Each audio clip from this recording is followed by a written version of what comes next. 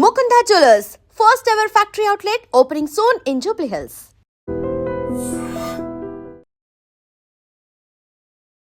ఆదిలాబాద్ జిల్లాలో అయితే ఈరోజు పొద్దున లేచి చూసేసరికి అతిపెద్ద ఘోర రోడ్డు ప్రమాదం అయితే జరిగింది. ఇది తెల్లవారుజామున జరిగి ఉంటుంది అని అందరూ భావిస్తున్నారు. ఎందుకంటే ఒక్కసారిగా వెళ్ళి చూసేసరికి పంట పొలాల్లోకి ఒక కారు పూర్తి స్థాయిలో దూసుకు వెళ్ళింది. పల్టీలు కొట్టి పంట పొలాల్లోకి వెళ్ళిపోయినటువంటి సిచ్యువేషన్. అందులో కారులో ప్రయాణిస్తున్న నలుగురిట్లో స్పాట్లోనే ముగ్గురు చనిపోయినట్టుగా చెప్తున్నారు. అండ్ ఇంకొకరికి తీవ్ర గాయాలు కావడంతో ఆదిలాబాద్లోని రిమ్స్ హాస్పిటల్కి తరలించినట్టుగా చెప్తున్నారు.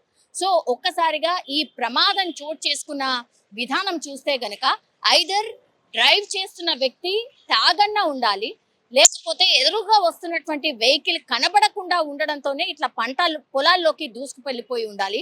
ఎందుకంటే రోడ్ ఎక్కడో ఉంది అండ్ ఆ కారు పూర్తి స్థాయిలో అక్కడ ఏమైనా ఢీ కొట్టిందా అని అంటే ఆ ఆనవాళ్ళు కూడా కనిపించట్లేదు. చాలా స్పీడ్లో సడన్ గా బ్రేక్ వేయడంతో పంట పొలాల్లోకి దూసుకు వెళ్ళిన ఆనవాళ్ళు అయితే స్పష్టంగా కనిపిస్తున్నాయి.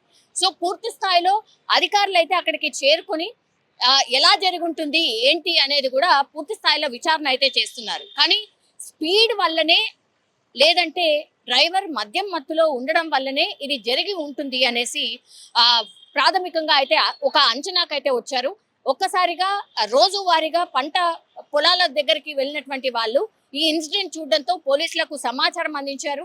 ఇది తరోడా గ్రామానికి సంబంధించిన రోడ్డు దగ్గర జరిగినటువంటి ప్రమాదం. వీళ్ళందరూ కూడా ఆదిలాబాద్కి సంబంధించిన వాళ్ళు అని చెప్తున్నారు. వాళ్ళ పేర్లు వచ్చేసి షేక్ మొయినుద్దీన్, మోయిన్, కీర్తి సాగర్ అండ్ ఇప్పుడు ఎవరైతే గాయపడ్డారు అన్నటువంటి వ్యక్తి ఎవరైతే ఉన్నారో యోగేష్. వీళ్ళందరూ కూడా ఫ్రెండ్స్ అని చెప్తున్నారు. ఫ్రెండ్స్ అందరూ కూడా మరి కలిసి ఎటు నుంచి ఎటు వెళ్తున్నారో తెలియదు.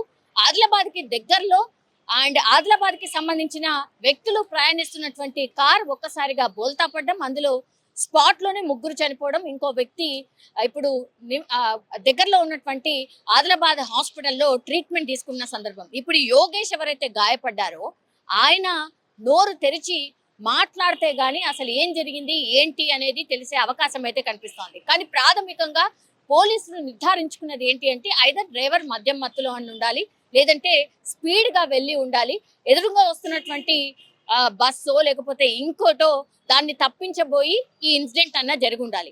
ఎందుకు ఈ ప్రాథమికంగా ఈ అంచనా వేస్తున్నారంటే అక్కడ ఊరు ప్రాంతం కాబట్టి సీసీ కెమెరాలు కానీ అవి ఏవి కూడా లేవు. అందుకని ఇప్పుడు యోగేష్ ఎవరైతే గాయపడి ట్రీట్మెంట్ తీసుకుంటున్నారో ఆయన చెప్పాలి, లేదంటే అక్కడ కార్ ప్రయాణిస్తున్న ఆనవాళ్ళు చూసిన తర్వాత మాత్రం గెస్ట్ చేసే సందర్భం అయితే కనిపిస్తోంది. కానీ ఒక్కసారిగా ఆదిలాబాద్ ప్రాంతంలో ఒక బిగ్ యాక్సిడెంట్, ఘోర ప్రమాదం, అందులో స్పాట్లోనే పంట పొలాల్లోకి కార్ దూసుకు వెళ్ళిన సంఘటనలో ముగ్గురు చనిపోవడం ఇప్పుడు కలకలం అయితే క్రియేట్ అవుతుంది. నిజంగా ప్రస్తుతం ఉన్నటువంటి సమాజం దేనికి ప్రయారిటీ ఇస్తుంది?